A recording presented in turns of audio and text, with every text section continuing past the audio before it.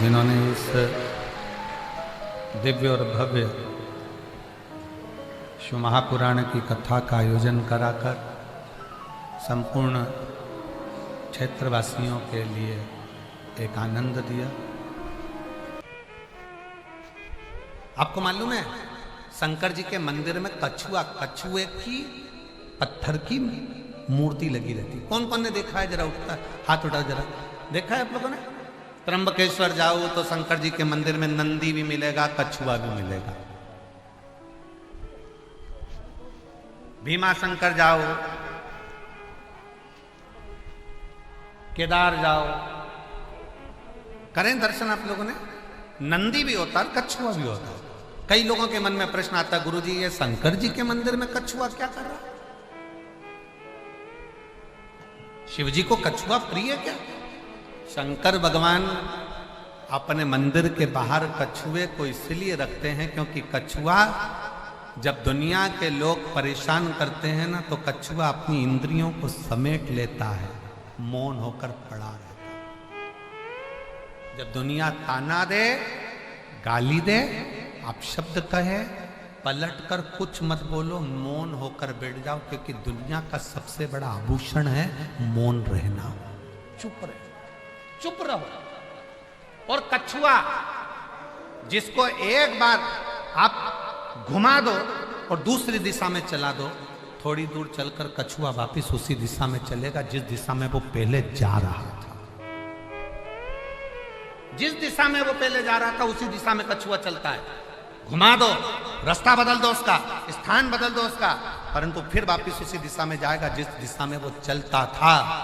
शिव महापुराण में शंकर भगवान के सामने कछुआ इसलिए रहता है कि शिव कहते हैं अपनी मंजिल पर जाना है और अपने लक्ष्य को पाना है तो चलते जाओ, कोई दिशा बदल भी दे फिर पलट जाओ और अपने लक्ष्य की ओर बढ़ते जाओ।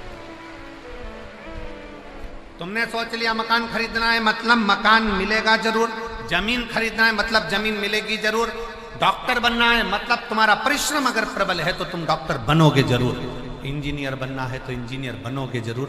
थोड़ी लगनता, थोड़ी, फिर वही बात कहेंगे, थोड़ी मेहनत हाथ की, बाकी कृपा भोले नाथ की। थोड़ी मेहनत हाथ की करिए और बाकी की कृपा भोलेनाथ की। कौन काम है जो नहीं हो सकता? थोड़ा सब दूर की आवाज खोल दीजिए। तुमरुका जी एक ऐसे भगवान शंकर के भक्त हैं जो 24 घंटे भगवान की अविरल भक्ति में रमे हुए,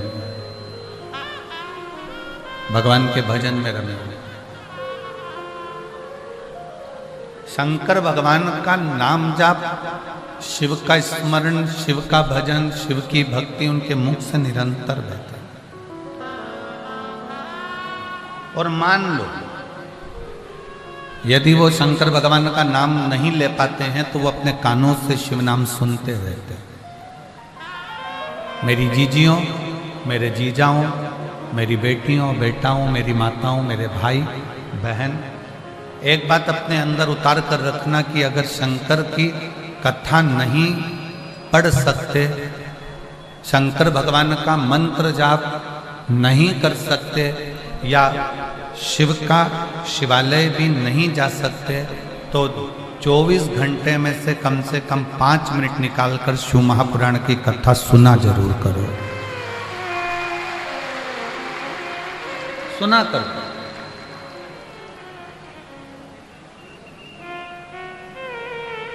प्रथम भगति संतन कर संगा, दूसरी रति मम कथा प्रसंगा। मां अंबा ने, शबरी मां अंबा ने कथा को सुना, मातंग बाबा के मुख से सुना कि राम का स्वरूप यह है।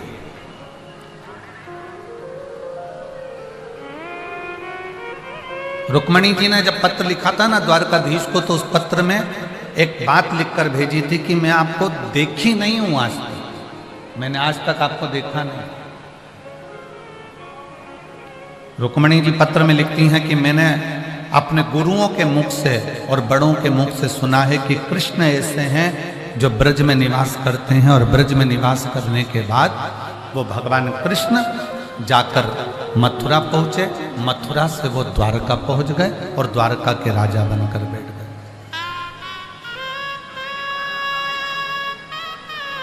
वो द्वारका के राजा बनकर बैठ गए।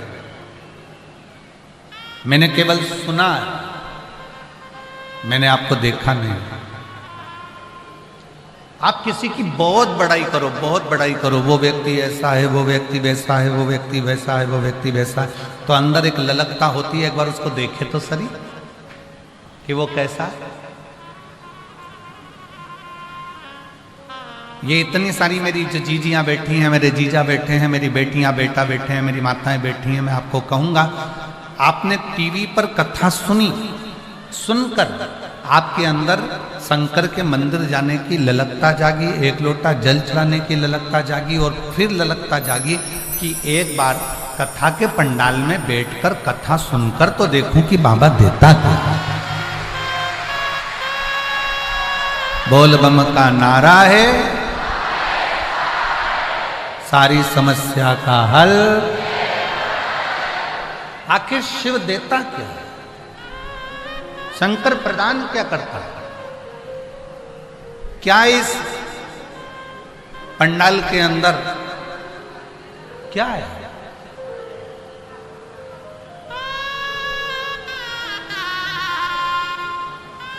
आप जितने कथा के पंडाल में बैठे हो ना, जितने लोग कथा श्रवण करने के लिए यहां बैठे हुए हो, उससे आधे कल की कथा सुनने के लिए सिरसा हरियाणा पहुंच चुके हैं।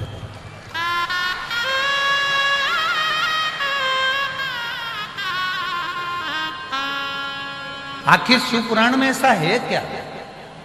शंकर भगवान के इस पवित्र प्रांगण में, शंकर भगवान के इस पंडाल में ऐसा होता क्या है? शिव कथा तो वही है जो गीता प्रेस गोरखपुर ने लिखकर यह दी है, और वही वाचन हम भी करते हैं, और उसी का स्मरण आप और हम कर रहे हैं।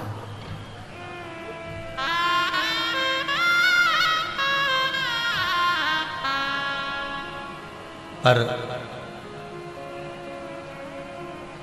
जब सामूहिक रूप से एक साथ पंडाल में बैठकर जब श्री शिवाय नमस्तुभ्यं, जब हम श्री शिवाय नमस्तुभ्यं का जाप करते हैं, जब आप और हम पंचाक्षर मंत्र नमः शिवाय कहते हैं, जब आप और हम षडाक्षर मंत्र ओम नमः शिवाय कहते हैं, जब हम उस मंत्र का स्मरण करते हैं, और इतने लोगों के मुख से जब एक साथ निकलता है, तो जैसे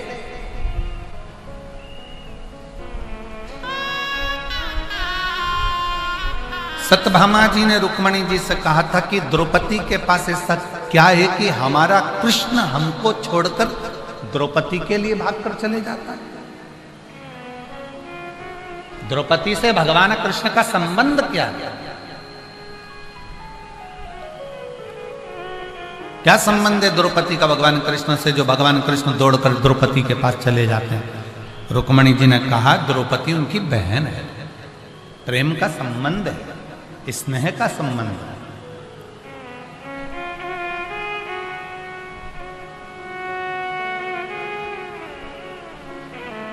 हाथ कट गया था, द्रौपदी ने अपना चीर फाड़कर उस हाथ पर लपेटा था, और मेरे भगवान कृष्ण ने वो चीर लाकर मेरे हाथ में दे दिया था। रुक्मणी ये चीर लीजिए, इस चीर का एक एक धागा निकाल कर गिनना कि इसमें धागे कितने। रुक्मणी जी सत्यभामा जी से कहती हैं कि मैंने उस चीर का एक एक धागा निकाला, छोटा सा चीर था, उसका एक एक धागा निकाल कर मैंने गिना तो उसमें 9,999 धागे थे।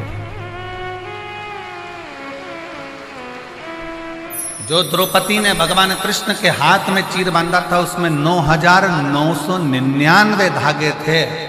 तो द्वारकाधीश कह दिए थे ये मेरी बहन है, इसने मुझे हाथ में जो चीर बांधा है, एक दिन ऐसा आएगा कि ये 9,999 धागे चुका कर आऊंगा। और जब दुशासन ने चीर खींचा तो वो 9,999 वस्त्र।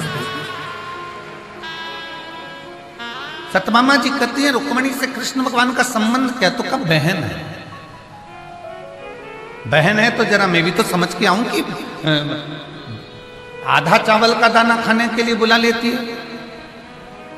याद करा और द्वारकाधीश दौड़ पड़ते हैं, ऐसा भी बहन भाई का संबंध क्या? जरा मैं जाकर देखूंगा। सत्यभामा जी चली गई, रुक्मणी जी चली गई, भगवान द्वारकाधीश जा रहे थे तो कहा हम भी आपके साथ द्रौपदी के घर चलेंगे। भगवान ने कहा चलो। भगवान द्रौपदी के घर पर सत्यभामा रुक्मणी को ले गए। द्रौपदी अपने बाल को संवार रही थी। तब उसी समय पर भगवान कृष्ण ने कहा द्रौपदी क्यों बाल संवार रही हो? तुम्हारी दो दो भाभी आई हैं, ये बाल संवारेंगे, इनको संवारने दो। सत्यभामा जी बोली आज बाल मैं संवारूंगा। सत्यभामा जी ने रुक्मणी जी से कहा आज इस द्रौपदी को बार बार कृष्ण को बुलाती है ना, ऐसा मजा चका कर जाऊंगी कि दूसरी बार कृष्ण को नहीं बुलाई। और सत्यभामा जी द्रौपदी जी के बाल को संवारते संवारते एक बाल जम के खींचा तोड़ने के लिए। द्रौपदी का जैसे बाल टूटा, टूटते से ही उसमें से आवाज आई हे कृष्ण। फिर बाल खींचा, उसमें से आवाज आई हे कृष्ण। फिर बाल खींचा, उसमें से आवाज आई हे कृष्ण। सत्यभामा जी को समझ में नहीं आया, दौड़कर रुक्मणी जी के पास गई। समझ में नहीं आता, मैं द्रौपदी का बाल तोड़ती हूं तो उसमें से हे कृष्ण की आवाज आती है। रुक्मणी जी बोली मुझको भी नहीं मालूम कि ऐसा हो क्यों रहा है। तब भगवान कृष्ण सामने आकर कहते हैं सत्यभामा जी मैं बताता हूं कि रुक्मणी के बाल में से हे कृष्ण की आवाज क्यों आ रही है। भगवान कृष्ण कहते हैं रुक्मणी जी तुम कह रही हो, सत्यभामा जी तुम कह रही हो कि मैं इस द्रौपदी के लिए दौड़कर क्यों आता हूं, उसका एक कारण है ये मनुष्य के शरीर पर 3.5 करोड़ रोम छिद्र हैं। पूरे मानव के शरीर में 3.5 करोड़ रोम छिद्र हैं। ये मनुष्य के शरीर में 3.5 करोड़ रोम छिद्र इसलिए दिए गए हैं कि दिन में 24 घंटे में एक बार 3.5 करोड़ बार मेरा नाम लेना। पर संसार का कोई मनुष्य मेरा नाम 3.5 करोड़ बार नहीं लेता। केवल एक है द्रौपदी जो 3.5 करोड़ बार मेरा नाम लेती है।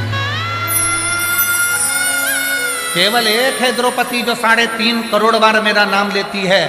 3.5 करोड़ बार नाम लेती है, इसलिए उसके बाल को तुम खींच रही हो तो एक एक रोम में से कृष्ण की आवाज आ रही है, कृष्ण का नाम निकल रहा है।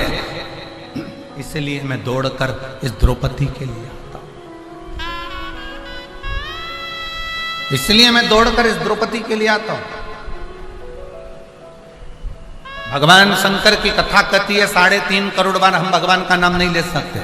हो सकता है प्रयागराज में ऐसे संत हो जो एक दिन में 3.5 करोड़ बार नाम ले लेते हो, तो उनको मेरा प्रणाम। मैं दंडवत करता हूं। और आप में भी कोई हो 3.5 करोड़ बार जो एक दिन में नाम ले लेता हो भगवान का, तो आपको भी दंडवत है, प्रणाम है।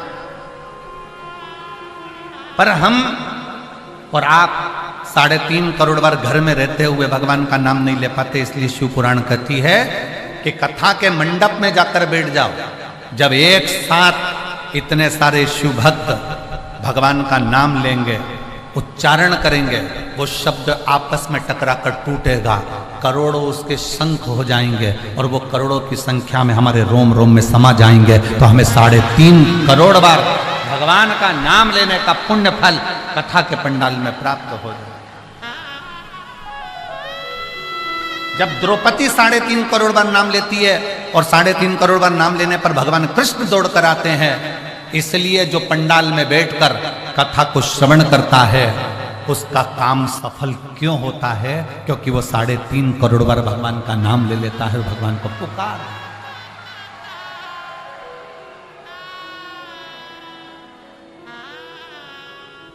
शिव के आश्रित होकर रुक्मणी जी ने जो पत्र लिखा भगवान कृष्ण के कह दिया, मैं आपको नहीं देखी हूं पर मैंने सुना है।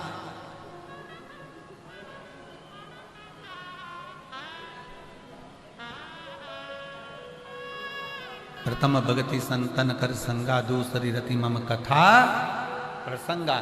मेरे प्रसंग को सुनो।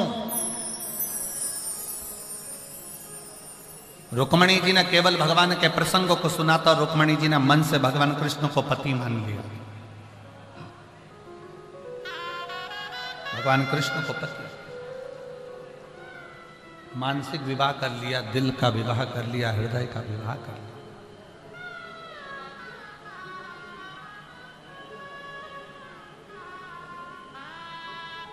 पर एक निवेदन, रुक्मणी जी ने किसी साधारण मनुष्य से दिल नहीं लगाया था, रुक्मणी जी ने वो द्वारका नाथ भगवान कृष्ण से दिल लगाया था।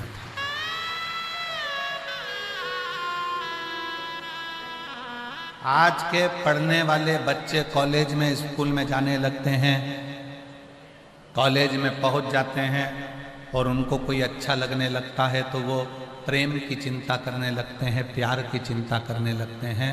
मेरा निवेदन इस व्यासपीठ के माध्यम से है, प्रेम और प्यार की चिंता ना करते हुए अपनी एजुकेशन और अपने करियर की चिंता होना चाहिए। भगवान शंकर की कथा कहती है, भगवान शिव का चरित्र कहता है। जिस समय पर तारकासुर को मारने के लिए भगवान षडानंद कार्तिकेय जा रहे थे, जिस समय तारकासुर का संहार करने के लिए षडानंद कार्तिकेय पहुंच रहे थे, तारकासुर को मारने के लिए जब षडानंद कार्तिकेय जाते हैं, तब उन्होंने अपनी माता पार्वती जी को नमन किया। मां, मैं षडानंद कार्तिकेय को मारने के लिए जा रहा हूं। तुरंत माता पार्वती जी ने रोक दिया, सुनो कार्तिकेय रुको, ए स्कंद रुक।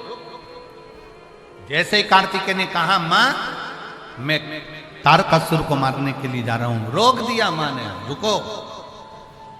कितनी सुंदर बात एक मां कहती है, माता पार्वती कहती है रुक, थोड़ा रुक जा,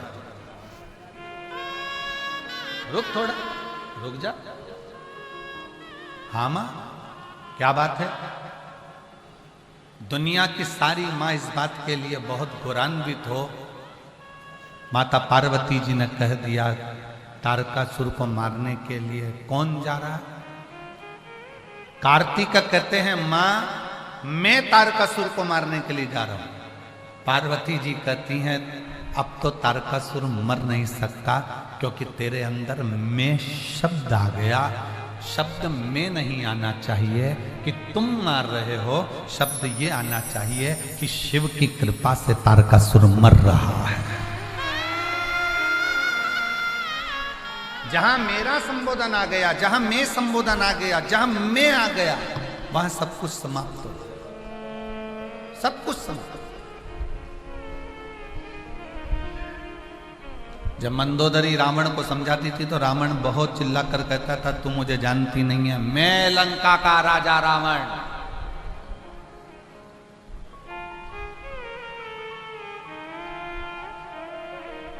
मैं लंकाधिपति रावण।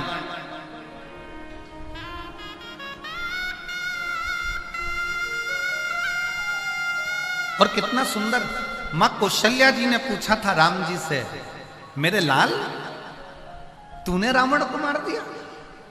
राम जी कहते नहीं मैया, मैंने रावण को नहीं मारा, रावण को मैंने नहीं मारा, रावण को मैंने मारा। रावण जो मेरा मेरा करता था, अभिमान के शब्द कहता था, अहंकार के शब्द कहता था, वो रावण खुद अपने आप में। ये हमारी भ्रांति है कि हमारे घर को हम चला रहे हैं, दुकान को हम चला रहे हैं, परिवार को हम चला रहे हैं, कुटुंब को हम चला रहे हैं, ये सब हमारी भ्रांति। आप जितना अच्छा सोचना चालू करोगे, जितना श्रेष्ठ सोचना चालू करोगे, जितना निर्मलता का भाव अपने भीतर प्रकट करोगे, उतना उतना परमात्मा नजदीक आते चले जाएगा।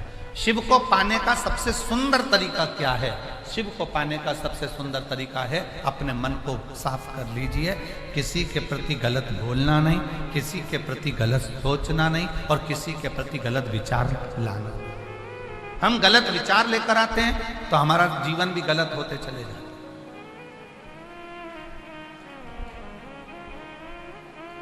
आज का व्यक्ति बीमारी से जितना दुखी नहीं है,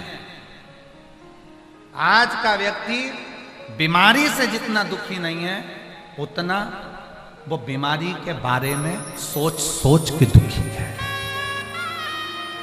वो बीमारी से ज्यादा दुखी नहीं है, बीमारी के बारे में जरा सा घुटने में दर्द हुआ एक बार डॉक्टर को दिखाया, 2 बार डॉक्टर को दिखाया, तीसरे बार मन में आ गया मुझे तो लगता है मेरा घुटना बेकार हो गया, मेरा घुटना ने काम करना बंद कर दिया, मेरे घुटने को बदलना पड़ेगा, मेरे घुटने में ऐसा हो गया। वो बीमारी के बारे में सोच रहा है, वो बीमारी के बारे में विचार कर रहा है, वो बीमारी के बारे में सोचे चले जा रहे हैं, सोचे चलो।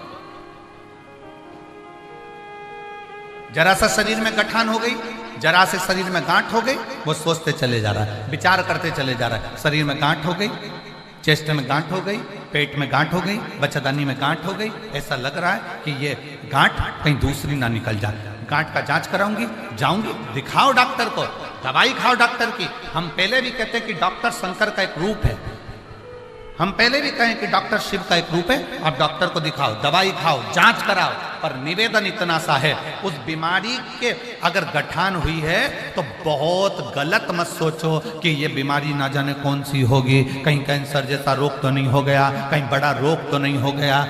आज का व्यक्ति जितना बीमारी से दुखी नहीं है, उतना बीमारी के बारे में गलत गलत सोच के दुखी।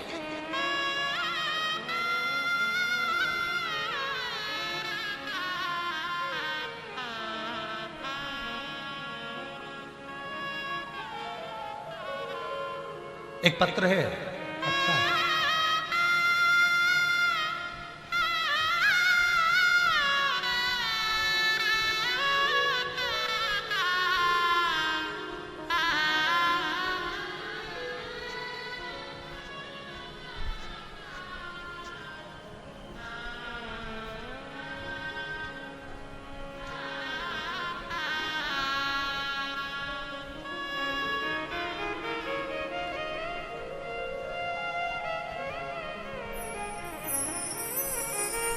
मेरा नाम जयविंद यादव।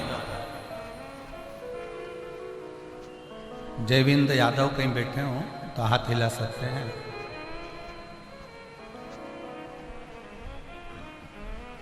निवासी गणेश प्रसाद स्ट्रीट, जनपद फर्रुखाबाद, उत्तर प्रदेश।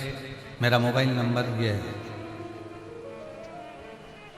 मेरा नाम सरिता यादव है।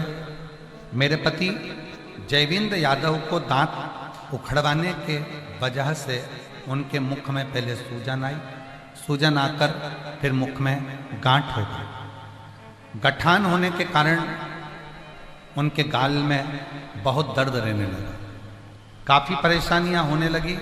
फिर पता चला कि डॉक्टर ने जांच करा और जांच करने के बाद कह दिया कि इनको कैंसर। अब मुंह का उनको कैंसर बताया। हम लोग घबरा गए क्योंकि कैंसर भी सेकंड स्टेज का बताया। अब करें तो करें क्या? गुरुदेव, डॉक्टर ने कहा जल्दी से ऑपरेशन करना पड़ेगा। अब ऑपरेशन करने की बारी आई और मुंह का ऑपरेशन भी डॉक्टर ने कर दिया। एक हॉस्पिटल में दिखाया, उन्होंने कहा कैंसर है। 2 हॉस्पिटल में दिखाया, उन्होंने कहा कैंसर है। 3 हॉस्पिटल में दिखाया, उन्होंने कैंसर है। फिर मन नहीं माना तो हमने कहा कि अब मुंबई की जांच कराई। तब किसी ने उसी हॉस्पिटल में कहा कि आप शंकर भगवान पे 1 लोटा जल चढ़ाना प्रारंभ करो, शिव जी का चढ़ा हुआ जल पीना प्रारंभ करो, एक बेलपत्री खाना चालू करो और भेजो, फिर जांच कराओ। हमने 15 दिन लगातार शंकर भगवान पे चढ़ा हुआ जल पिया, बेलपत्र खाई और फिर वापिस कैंसर की जांच कराई तो मालूम पड़ा बाबा की कृपा से कैंसर नहीं था। समाप्त। एक विश्वास। क्यों? इस पत्र में एक लाइन लिखी कि गुरुजी, आप कहते हो कि बीमारी अगर आ भी जाए ना तो गलत मत सोचो, ये सोचो कि मैं अच्छा हूं। ये गठान कोई बेकार नहीं है, अच्छी हो जाएगी। पांव बेकार नहीं हुए, अच्छी हो जाएगी। हमारी अच्छी सोच हमारी बीमारी को भी अच्छा कर दे।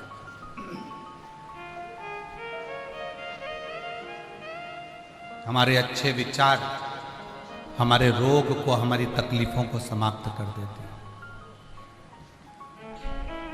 आप दिन भर बैठकर गलत गलत सोचते रहते हो, मेरी आंखों में कुछ हो गया, आंखों में कुछ हो गया, आंख खराब होती चली जाएगी, होती चली जाएगी, सिर में दर्द हो गया, माइग्रेन हो गया, ना जाने क्या हो गया, ब्रेन हेमरेज हो गया, ये हो गया। गलत सोच रहे हैं। बीमारी से जितना व्यक्ति दुखी नहीं है उतना उस बीमारी के बारे में गलत गलत सोचकर, पाँव में तकलीफ हो गई, कमर में तकलीफ हो गई, कहीं मुझे कुछ हो तो नहीं जाएगा, कहीं मुझे कुछ हो तो नहीं जाएगा, कहीं मुझे कुछ हो तो नहीं जाएगा, कहीं मुझे कुछ हो तो नहीं जाएगा। अच्छा सोच लेकर आओ, अच्छे विचार लेकर आओ, अच्छे कर्म करते चले। अगर अच्छी सोच रख रहे हो, अच्छे विचार रख रहे हो, अच्छा कर्म कर रहे हो, तो दुनिया में किसी की सामर्थ्यता नहीं है कि कोई तुम्हारा बुरा कर दे। किसी की सामर्थ्यता नहीं कि कोई तुम्हारा बुरा कर दे। चाहे फिर कोई नींबू पटक दे, चाहे फिर कोई मिर्ची पटक दे, चाहे कोई फिर तंत्र कर दे, फिर चाहे कोई मंत्र कर दे, दुनिया में किसी की सामर्थ्यता नहीं कि कोई तुम्हारा बुरा कर दे। अगर दिल साफ है तो, नियत साफ है तो परमात्मा भी देता ही देता है।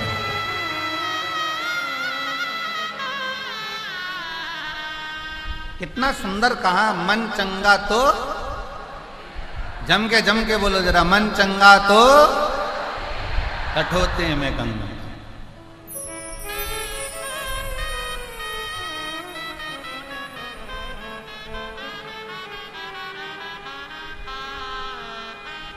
और अगर मन चंगा नहीं तो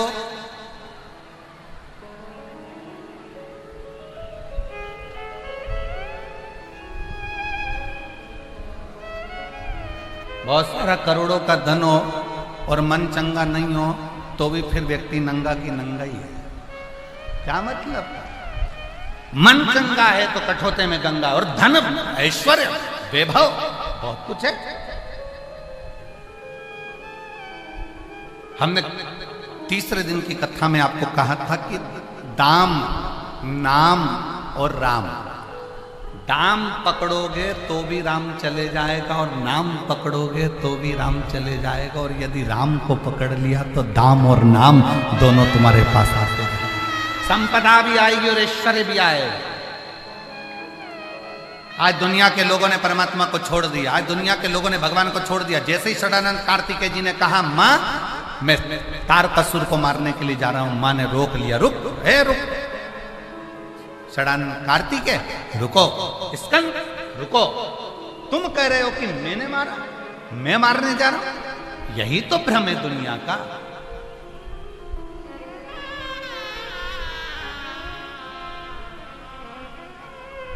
कई कई माताएं कह देती है, बहुत मैं जिंदा हूं तो घर चल रहा है, जिस दिन मैं मर गई तो आटे दाल का भाव मालूम पड़ जाएगा। लगभग कल तक का आंकड़ा था 51 करोड़ भक्तों ने त्रिवेणी का संगम का स्नान किया। अब 51 करोड़ भक्तों को कौन संभाल रहा था? अगर संभालने वाला कोई था, माना प्रशासन ने पूरी पूरी बहुत बहुत व्यवस्थाएं करी, पर सत्यता तो ये है कि इतने करोड़ों को आना जाना, खाना, रहना, कब आ रहे थे, कब जा रहे थे। अगर प्रयाग वाले एकांत में बैठकर विचार करेंगे तो उनको लगेगा इसको बुलाने वाला, खिलाने वाला, सुलाने वाला, निलाने वाला कोई दूसरा नहीं था, स्वयं गंगा महारानी कर रही थी और अपने हाथ। सामर्थ्यता नहीं किसी की, सामर्थ्यता नहीं।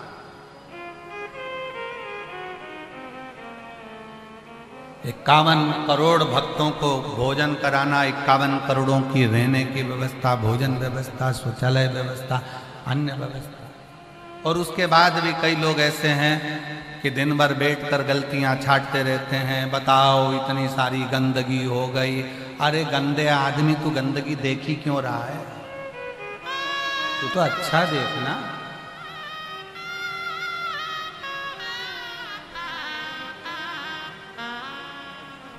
बहुत ऊपर उड़ता है गिद्ध, बहुत ऊपर उड़ता है गिद्ध, तो भी नीचे मांस का टुकड़ा देखता रहता है। कई लोग संसार में ऐसे हैं, बहुत ऊंचे औहदे पर बैठने के बाद भी गंदगियां ढूंढते रहते हैं, अच्छा ही नहीं ढूंढ पाते, अच्छा नहीं ढूंढ पाते। श्रेष्ठ ढूंढो, अच्छा ढूंढो।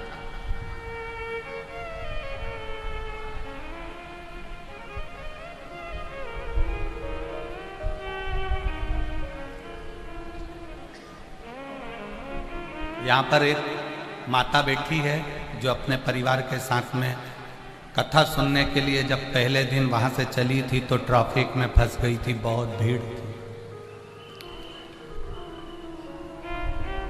हमको जहाँ हम रुके हैं सतवा बाबा शिविर में, वहीं पर वो अपनी बात सुना रही थी। कहीं बैठी होगी तो वो खड़ी हो जाएगी कि गुरुजी हम ट्रैफिक में फंस गए, इतना भीड़। परिवार वालों ने कहा कि कितना किलोमीटर बचा है, तो कहा कि 10 किलोमीटर बचा है, पर पहुंचना बड़ा मुश्किल है। तो बच्चों ने कहा एक काम करो माँ, वापिस आ जाओ। हम और वो महिला बैठी होगी, हम लोग जब वापिस जाने का विचार करा, तब हमने सोचा कि भोले बाबा, हम तो जब घर से चले थे तो एक लोटा जल चढ़ा के चले थे कि शिव महापुराण की कथा प्रयाग में सुनेंगे। कहीं बैठी होगी तो वो हाथ हिला सकती है कि एक लोटा जल चढ़ाकर चले थे कि बाबा हमको कथा सुनने को मिलेगी और हम कथा सुनेंगे, पर हम तो वापिस जा रहे हैं।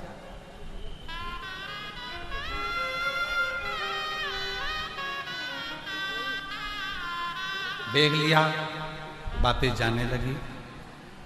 एक ऑटो वाला आया, ऑटो वाला आकर कहता है तुम, वो प्रदीप मिश्रा कथा कर रहा है, वहां जाना है तुमको? कहाँ? सतुआ बाबा शिविर में। हाँ, तो कथा तो कल से चालू होगी। हाँ, चलो मेरे ऑटो में बैठो, मैं तुमको लेकर चलता हूँ। वो महिला बोली कि वो मोटरसाइकिल वाला तो इतना बता रहा था, वो इतना बता रहा था, हमारे पास तो पैसा भी इतना नहीं है, केवल 150 रुपये पड़े हैं, अगर तुम 10 किलोमीटर दूर ले जाओ। उसने कहा पैसे के लिए थोड़ी ना काम कर रहा हूँ, तू तो बैठ मेरी ऑटो में। ना जाने कौन सी गली गली में से वो ऑटो घुमा घुमा कर लाया, और सीधे कोई ऑटो उस दिन अंदर नहीं आ रहा था, इसी पंडाल के बाहर मुझे छोड़कर चले गया, 1 रुपया भी लेकर नहीं, 1 रुपया। और मैं प्रयागराज के बेटों को, प्रयागराज की बेटियों को धन्यवाद दूंगा। कई बेटे बेटियां प्रयागराज के ऐसे हैं जिन्होंने भले पूरे मेले में जो भी व्यापार करा हो, दुकान लगाई हो, कार्य करा हो, मोटरसाइकिल चलाई हो, गाड़ियां चलाई हो, पर कई प्रयागराज के बेटा बेटी स्कूटी से, मोटरसाइकिल से बुजुर्गों को फ्री में पंडाल तक छोड़ रहे हैं, और पंडाल से उनके पंडाल तक छोड़ रहे हैं। उनको नमन है। अच्छा एक बात बताओ, पति के साथ पत्नी जा रही हो, बाप के साथ बेटी जा रही हो, भाई के साथ बहन जा रही हो, जेठ के साथ बहू जा रही हो, मामा के साथ भांजी जा रही हो, ताऊ के साथ बेटी जा रही हो, और अगर रास्ते में चलते चलते कोई अपशब्द कह दे तो बहन जवाब देगी, बेटी जवाब देगी, बहू जवाब देगी, या उसके साथ में जो होगा उसका पति, उसका बेटा, उसका पुत्र, उसका भाई, उसका ताऊ, उसका मामा, जवाब कौन देगा? बेटी नहीं। जब आप शंकर की भक्ति करते हो, 1 लोटा जल चढ़ाने के लिए जाते हो, शंकर को 1 लोटा जल चढ़ाने के लिए जाते हो, शंकर भगवान के मंदिर में सुबह सुबह पहुंचकर 1 लोटा जल जब तुम चढ़ाते हो, सुबह के समय पर जाकर जब 1 लोटा जल समर्पित करते हो, उस समय से लेकर 24 घंटे, हर पल हर घड़ी शंकर भगवान तुम्हारे बाप बनकर तुम्हारे साथ साथ चलते हैं। अगर दुनिया की गलत दृष्टि पड़ती है तो जवाब स्वयं काल अधिपति महाकाल देता है। जवाब कोई दूसरा नहीं देता है, जवाब देता है काल अधिपति महाकाल। अकाल मृत्यु वो मरे जो काम करे चंडाल का, काल उसका क्या बिगाड़े जो भक्त हो महा। जवाब वो दे, हम जवाब क्यों दे? हम तो के भरोसे चलते हैं, हम तो बाबा के भरोसे चलते हैं। ये दुनिया जलते हैं, ये दुनिया जलते हैं। हम तो बाबा के भरोसे चलते हम उसके आश्रित होकर चलते, हम उस पर समर्पित होकर चलते।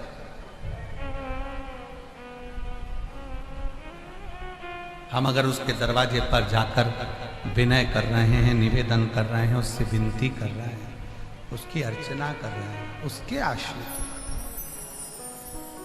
उसके आश्रित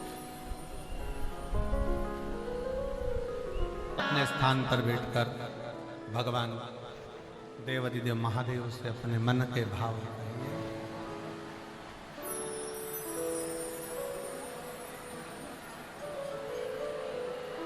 तुम्हारे संगीत के आगे भजनों के लाइन सुनने के लिए लोग बैठते हैं और तुम लोग धुन इतनी लंबी लंबी ले लेते हो कि लोगों को भजन ही नहीं मिलता।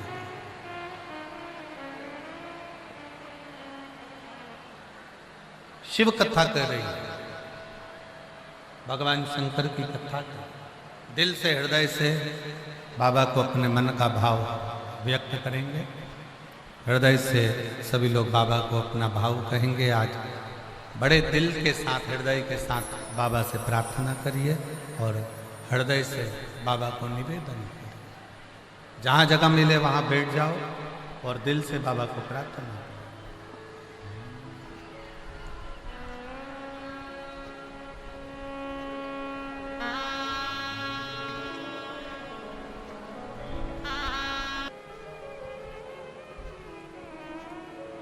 कभी शंकर भगवान के मंदिर में जाओ, शिव जी के मंदिर में जाओ, एक लोटा जल चढ़ाने के लिए जब शंकर जी के मंदिर में पहुंचना तो अपनी भावना को शुद्ध रखकर अपने लिए, सर्व जगत के लिए अच्छा मांगना।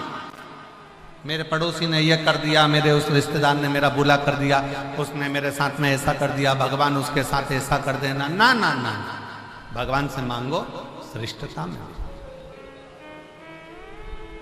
श्रेष्ठ।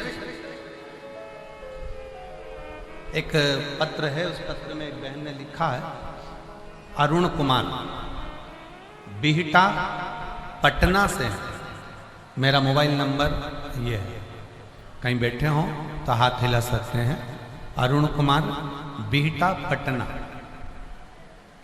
बिहटा पटना से हैं, अगर कहीं बैठे हों तो हाथ हिला सकते हैं। गुरुदेव, मेरी शादी को कई साल हो गए थे पर संतान का सुख नहीं।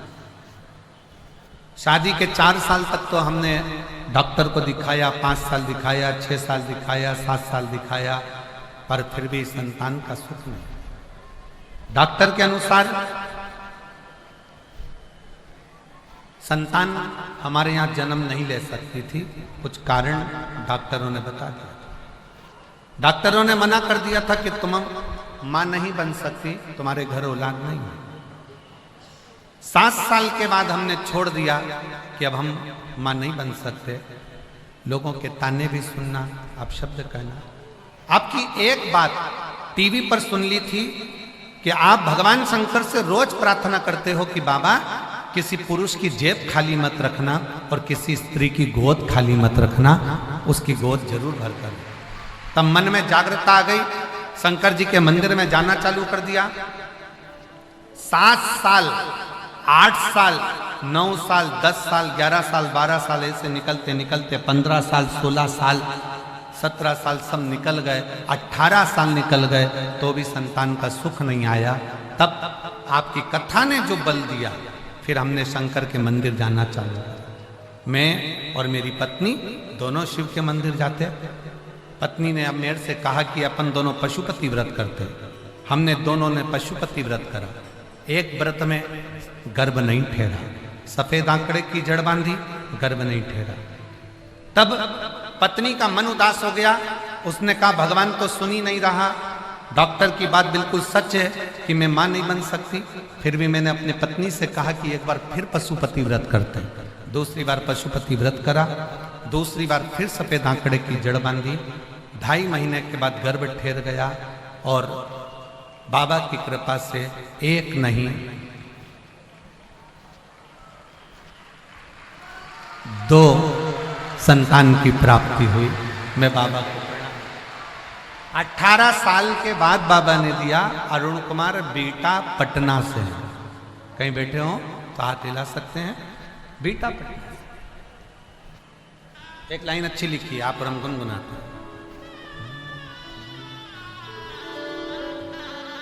अपनी किस्मत का ताला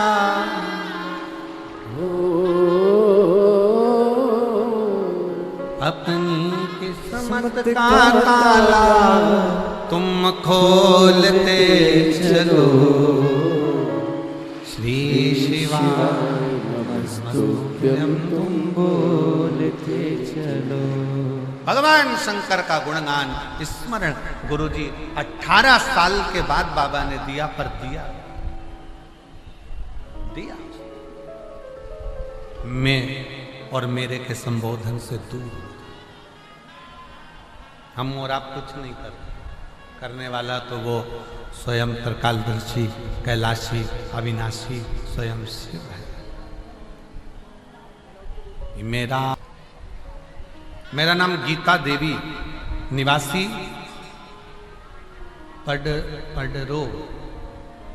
पडरो है कि पडरी है? मेरा नाम गीता देवी, निवासी पडरे या पडरो, समीप बरोर तहसील, नवाबगंज, जिला बरेली, उत्तर प्रदेश की हूँ। कहीं बैठी हो तो हाथ हिला सकते हैं। अगर कहीं बैठी हो तो हाथ हिला सकते हैं। मैं महादेव क्या गुणगान करूं। मेरा बेटा नीट की तैयारी कर रहा था। तैयारी करते 3 साल निकल गए उसको, पर उसको सफलता नहीं मिली। जब तीसरी साल में उसने एग्जाम दिया तो भी उसको नीट में रिजल्ट अच्छा नहीं आया। वो डिप्रेशन में चले गए। एकदम डिप्रेशन में जाकर डिस्टर्ब हो गया। मैंने बरेली के अस्पताल में उसका इलाज करवाया। बरेली के हॉस्पिटल में इलाज करवाने पर पता चला कि ये डिप्रेशन के कारण बस इसका माइंड डाउन हो रहा। तब क्या करें? डॉक्टर ने इलाज करने के लिए कह दिया, बड़े हॉस्पिटल में भेजने का कह दिया। तब मेरे बेटे को एक दिन मैंने शिव महापुराण की कथा टीवी पर सुनाई। तब बेटे ने कहा, मम्मी एक बार फिर एग्जाम दूं क्या नीट का? मैं खुश हो गई कि मेरे बेटे ने खुद उपज के कहा, क्या मैं नीट का एग्जाम एक बार फिर दूं क्या मम्मी? मैंने अपने बेटे की नजर उतार कर कहा कि तू शिव पुराण की कथा सुनता रहे, पढ़ाई कर और एग्जाम दे। मम्मी, वो सियोर वाला महाराज कहता है ना कि मेहनत अगर 4 गुनी करी है तो फल भोलेनाथ देता है। तो मैं अब की बार जरूर पास होऊंगा मम्मी। मम्मी ये दवाई नहीं खाता हूं। मेरे बेटे ने डिप्रेशन की दवाई को छोड़ दिया। हम उसको बड़े लखनऊ के हॉस्पिटल ले जाना नहीं चाहते थे। हमने उसकी दवाई छुड़ाकर उसको कथा सुनाना प्रारंभ करी। बेटे ने पढ़ाई करना प्रारंभ करी और बाबा की कृपा से मेरा बेटा नीट में सिलेक्ट हो गया।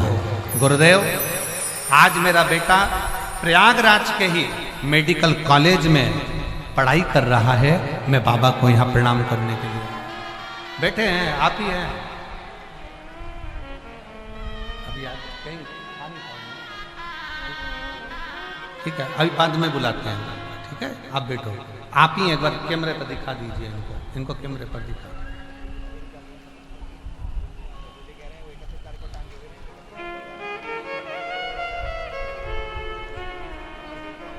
अभी बुला सकते हैं? अच्छा बुला सकते हैं तो आ जाओ आ जाओ आ जाओ।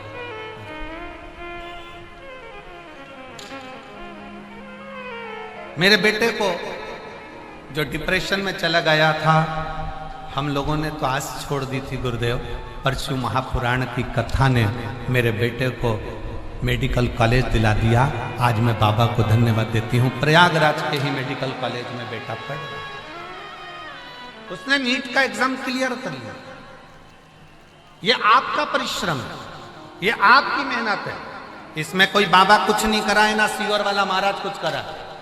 आपने मन में सोच लिया कि मैं एग्जाम क्लियर कर सकता हूं तो आप कर सकते हो। आपने सोच लिया कि मैं 12th क्लियर कर सकता हूं तो कर सकते हो। आपने सोच लिया कि मैं 10th क्लियर करूंगा, कर सकता। खूब पढ़ो, खूब पढ़ो, खूब आगे बढ़ो और अच्छी लगनता से काम करो। दुनिया की कोई सामर्थ्यता नहीं किसी की कि आपको पांव पकड़कर नीचे गिरा दे। आप उसके आश्रित होकर चलो जिसके आश्रित होकर 33 कोटि देवता चलते हैं। उस जो गीता देवी ने लिखा है, इस लड़के के पिताजी नहीं है, जो नीट का एग्जाम दे रहा था, डिप्रेशन में चले गया था, पर 3 बार परीक्षा दी, 3 बार ही नहीं हुआ। लगे रहो,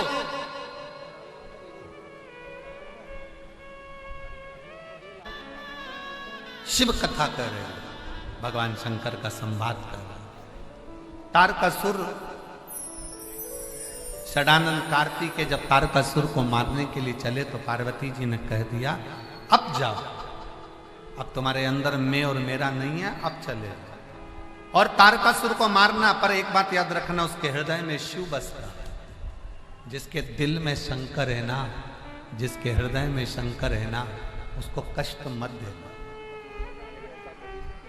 शिव महापुराण की कभी निंदा मत करो, शंकर की कभी निंदा मत करो, और शिव का कोई भक्त है ना, उसकी कभी निंदा मत करो, नहीं तो विनाश निश्चित होता है, तकलीफ आती है। कोई जल चढ़ाने शंकर के मंदिर में जा रहा है और तुम उसको ताने पर ताने दे रहे हो, गाली पर गाली दे रहे हो, अपशब्द पर अपशब्द कर रहे हो, वो श्रेष्ठ नहीं है। और हमारा तो हमारी जीजियों से भी निवेदन है, देखो तुम्हारे घर के लोग अगर हाँ भरे ना तो तुम शिव पुराण में आया करो, और अगर घर के लोग मना कर देना कि शिव पुराण में मत जाओ तो मत जाओ। क्यों घर के लोग कहेंगे क्या सुनने चल दी, शंकर जी में ऐसा क्या है, तो वो शिव की निंदा ना हो, इसलिए हाथ जोड़ करके तो नहीं जा रही हूं, यही है। कोई बात, टीवी पर सुन, मोबाइल पर सुन, पर शिव निंदा नहीं। घर के लोग कहते हाँ चल, कोई बात नहीं, चली जाओ, कथा सुनो, जाओ पंडाल में बैठकर कथा का रसपान करो। अपने प्रयागराज की कथा तो आज 16 तारीख को विराम हो जाएगी। 17 तारीख कल से दोपहर में 2 बजे से 5 बजे तक सिरसा हरियाणा में प्रारंभ हो जाएगी, तारा बाबा की कुटिया में। कह दें घर के लोग, सुनो, मन कर जाए।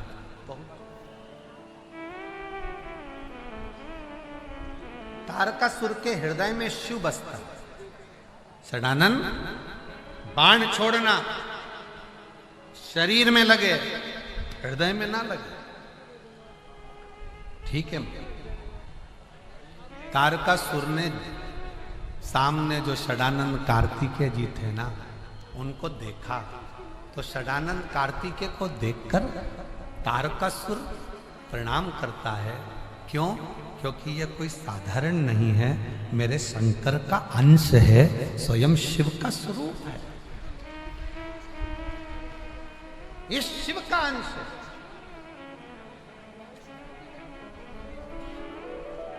ये शंकर भगवान का एक स्वरूप है।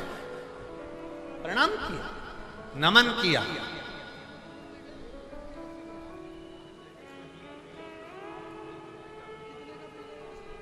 भाषा की परिभाषा करना सरल है। शिव महापुराण की कथा कहती है भाषा की परिभाषा करना सरल है, पर भावना की परिभाषा करना दुनिया में सबसे ज्यादा कठिन है। किसी के भाव को समझो, किसी के हृदय को समझो, किसी के दिल को समझना बड़ा कठिन है साहब।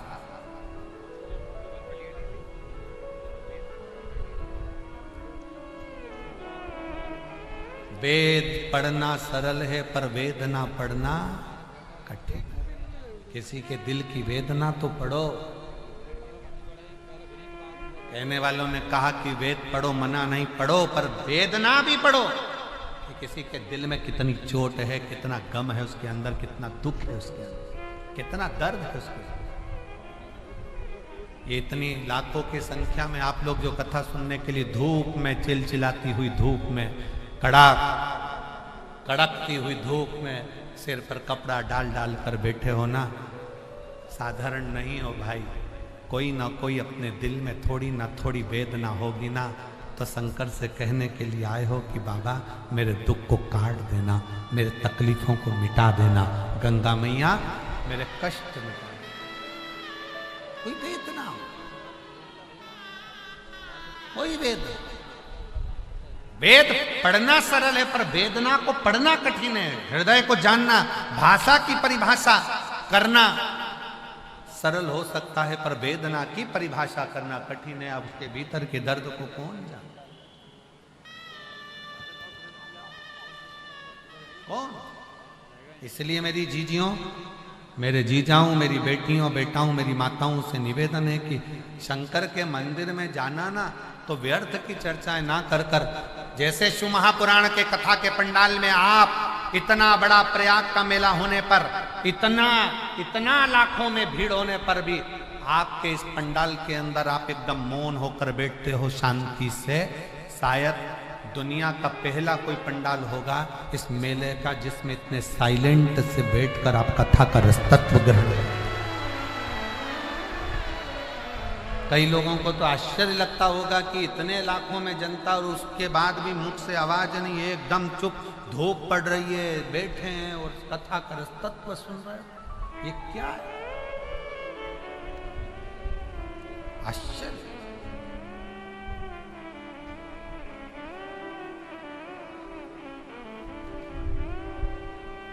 शिव को जानो। वेद और वेदना दोनों में अंतर है। वेद को पढ़ सकते हो, पर वेदना को पढ़ना बड़ा कठिन है। किसी की वेदना पढ़िए, किसी का हृदय पढ़िए।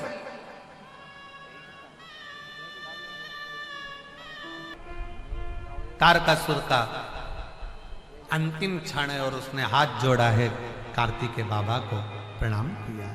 षडानंद कार्तिकेय मुस्कुराकर जब वो प्रणाम कर रहे थे, कार्तिकेय दिल से नमन कर रहे थे, क्योंकि आप मेरे पिता को अपने दिल में बिठाते हो, शिव को दिल में बिठाते हो। शंकर भगवान का कोई दुश्मन नहीं है। रावण की दुश्मनी राम जी से थी, कंस की दुश्मनी कृष्ण से थी, हिरण्यकशिपु की दुश्मनी भगवान नारायण से थी। एक दुश्मन का नाम बता दो जिसकी दुश्मनी शंकर भगवान से हो। शंकर भगवान का कोई दुश्मन नहीं है। देवता भी शिव को मानते हैं, गंधर्व भी शिव को मानते हैं, अप्सराएं भी शिव को मानती हैं, किन्नर भी शिव को मानते हैं, असुर सुर सब शंकर को मानते हैं। शंकर का कोई विरोधी नहीं है, कोई विरोधी नहीं। इसीलिए तो चैन की नींद सोते।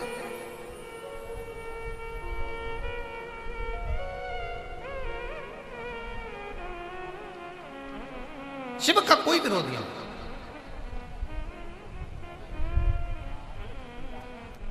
कोई विरोध है ही नहीं, क्योंकि विरोध खड़ा कहां होता है? स्वर्ग में बहुत वैभव है तो विरोध खड़ा हो सकता है, ब्रह्मलोक में बहुत कुछ है तो विरोध खड़ा हो सकता है, इंद्रलोक में बहुत कुछ है तो विरोध खड़ा हो सकता है। कैलाश धाम पर है क्या? क्या है कैलाश धाम पर? केवल शंकर, भस्म चढ़ी है, गंगा मस्तक चढ़ी है, चंद्र लगा हुआ है, रुद्राक्ष की माला गले में पड़ी हुई है और भगवान की भक्ति में रमे हुए हैं। दुनिया के लोग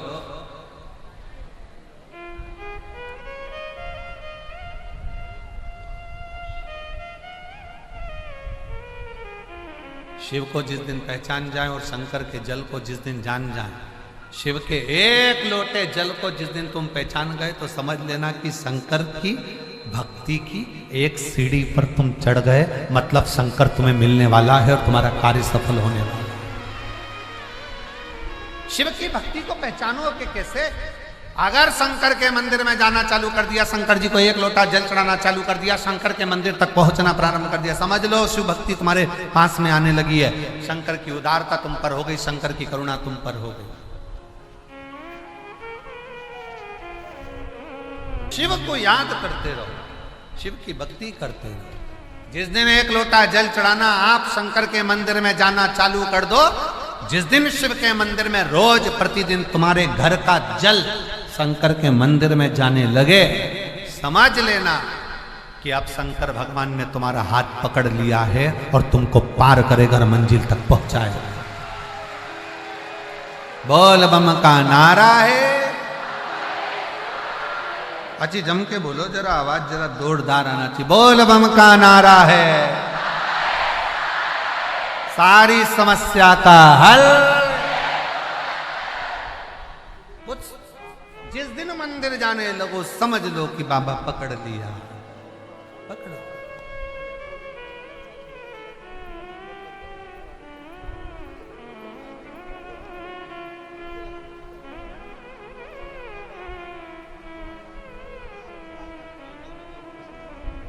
वो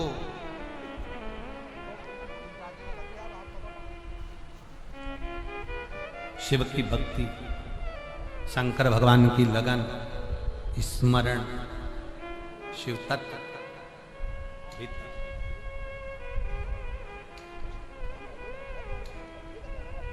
शिव पुराण कर रही तारकासुर मारा, तारकासुर के प्राण छूट गए। तारकासुर के 3 बेटे थे, तारकाक्ष, विदुम्माली, कमलाक्ष। तीनों को लगा अगर हम अभी देवताओं से विरोध करेंगे तो मारे जाएंगे, क्योंकि हमारे पास में इतना बल नहीं है, तो क्यों ना कुछ बल एकत्रित किया जाए। अर्चना, भगवान की भक्ति करी, खूब तप करी, खूब तप।